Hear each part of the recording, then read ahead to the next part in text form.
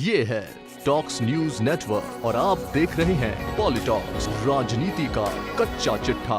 कांग्रेस के दिग्गज नेता और जम्मू कश्मीर के पूर्व मुख्यमंत्री गुलाम नबी आजाद के बीजेपी में जाने की अटकलों को खुद गुलाम नबी ने सिरे से खारिज कर दिया है। बीते मंगलवार राज्यसभा में प्रधानमंत्री मोदी के गुलाम नबी को लेकर दिए गए भाषण के बाद सियासी गलियारों में आजाद के बीजेपी में जाने की खबरों ने जोर पकड़ लिया था। इसको लेकर एक मीडिया विशेष को दिए इंटरव्यू में गुलाम नबी आजाद ने बड़ा बयान देते हुए कहा है कि मैं भाजपा में तब शामिल होऊंगा जब हमारे पास कश्मीर में काली बर्फ पड़ेगी। वहीं इसके एक दिन पहले एक मीडिया एजेंसी से बातचीत में गुलाम नबी आजाद ने कहा था कि अब न तो उनकी सांसद या मंत्री बनने की इच्छा है और न ही अब वह पार्टी में कोई पद लेना चाहते हैं। आजाद ने कहा वह एक राजनेता के तौर पर अपने काम से संतुष्ट है और जब तक जिंदा रहेंगे जनता की सेवा करते रहेंगे। बता दे, कांग्रेस सांसद गुलाम नबी आजाद की राज्यसभा से सदस्यता सोमवार को समाप्त हो रही है। इससे पहले आजाद ने शुक्रवार को हुई राज्यसभा की कार्रवाई में भाग भी लिया। हालांकि राज्यसभा की कार्रवाई शुक्रवार को आगामी 8 मार्च तक के लिए स्थगित कर दी गई। कांग्रेस के 3 प्रधानमंत्रियों के साथ काम कर चुके गुलाम नबी आजाद ने संसद में 4 दशकों से भी अधिक लंबे समय का राजनीतिक सफर पूरा किया है। वहीं बीते दिनों राज्यसभा में जिस तरह के घटनाक्रम देखने को मिले, उससे ऐसे कयास लगाए जाने लगे हैं कि कांग्रेस में हाशिए पर चल रहे गुलाम नबी आजाद अब कांग्रेस से आजाद होकर बीजेपी का दामन थाम सकते हैं। इंटरव्यू के दौरान भारतीय जनता पार्टी में शामिल होने की अटकलों के सवाल पर गुलाम नबी आजाद ने कहा कि मैं भाजपा में तब शामिल होऊंगा जब हमारे पास कश्मीर में काली बर्फ पड़ेगी, और भाजपा ही क्यों, उस दिन मैं किसी भी अन्य पार्टी में शामिल हो जाऊंगा। जो लोग यह कहते हैं या इन अफवाहों को फैलाते हैं वे मुझे नहीं जानते। जब राजमाता विजय राजे सिंधिया विपक्ष की उपनेता थी तो उन्होंने खड़े होकर मेरे बारे में कुछ आरोप लगाए।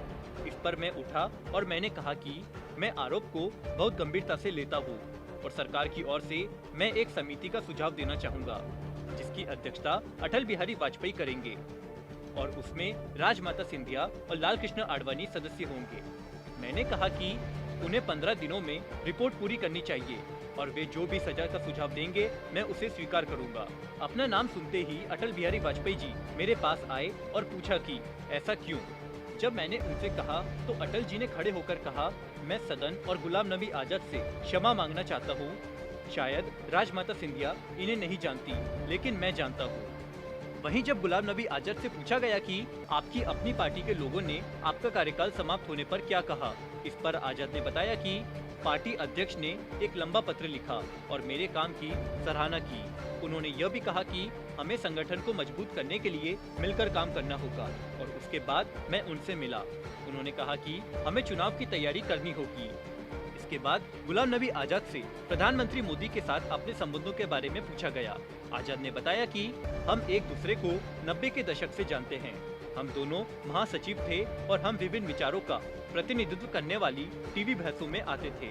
हम बहसों में भी वैचारिक तौर पर लड़ते थे, लेकिन अगर हम जल्दी पहुंचते तो हम एक कप चाय भी साथ पीते थे और बातें किया करते थे। बाद में हम एक दूसरे को मुख्यमंत्रियों की बैठक, प्रधानमंत्री की बैठकों, गृह मंत्री की बैठकों से और ज्यादा जानने लगे। तब वे गुजरात के मुख्यमंत्री थे और मैं स्वास्थ्य मंत्री था और हम हर 10-15 दिन में अलग अलग मुद्दों पर बातचीत किया करते थे। राज्यसभा में आप और पीएम क्यों रोए? हम दोनों इसलिए नहीं रोए थे क्योंकि हम एक दूसरे को जानते नहीं थे, बल्कि इसका कारण था कि 2006 में एक गुजराती पर्यटक बस पर कश्मीर में हमला किया गया था और मैं उनसे बात करते हुए भावुक हो गया था और रोने लगा था। प्रधानमंत्री कह रहे थे कि यह एक शख्स रिटायर हो रहा है जो एक अच्छा इंसान भी है। वह कहानी को पूरा नहीं कर सके क्योंकि वह भावुक हो गए और जब मैं कहानी को पूरा करना चाहता था तो मैं भी नहीं कर सका क्योंकि मुझे लगा कि 14 साल पहले उस पल में वापस आ गया था जब हमला हुआ था। आपको बता दे, इससे पहले बुधवार को कांग्रेस नेता गुलाम नबी आजाद ने कहा था कि लोग अब उन्हें कई जगहों पर देख पाएंगे क्योंकि अब वह फ्री हो चुके हैं। आजाद ने यह भी कहा कि अब न तो उनकी सांसद या मंत्री बनने की इच्छा है और न ही अब वो पार्टी में कोई पद लेना चाहते हैं। गुलाम नबी ने कहा कि वह एक राजनेता के तौर पर अपने काम से संतुष्ट है और जब तक जिंदा रहेंगे जनता की सेवा करते रहेंगे। कांग्रेस नेता गुलाम नबी आजाद ने कहा कि मैं 1975 में जम्मू कश्मीर यूथ कांग्रेस का प्रदेश अध्यक्ष था। मैंने पार्टी में कई पदों पर काम किया है। मैंने कई प्रधानमंत्रियों के साथ काम किया है। मैं खुद को भाग्यशाली मानता हूँ कि मुझे देश के लिए काम करने का मौका मिला। मैं खुश हूँ कि मैंने ईमानदारी से अपने कर्तव्य का निर्वहन किया। मुझे देश और दुनिया को जानने और समझने का अवसर मिला।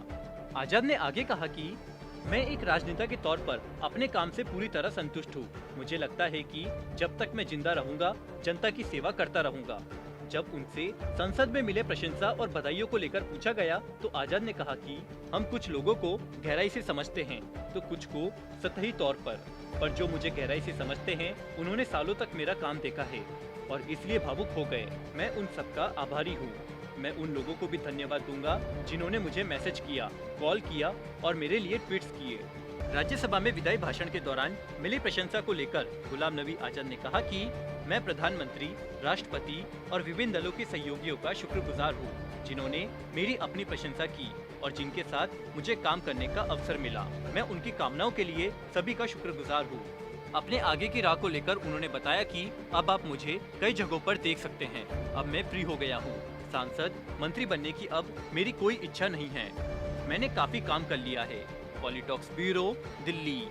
ये है टॉक्स न्यूज नेटवर्क और आप देख रहे हैं पॉलिटॉक्स, राजनीति का कच्चा चिट्ठा।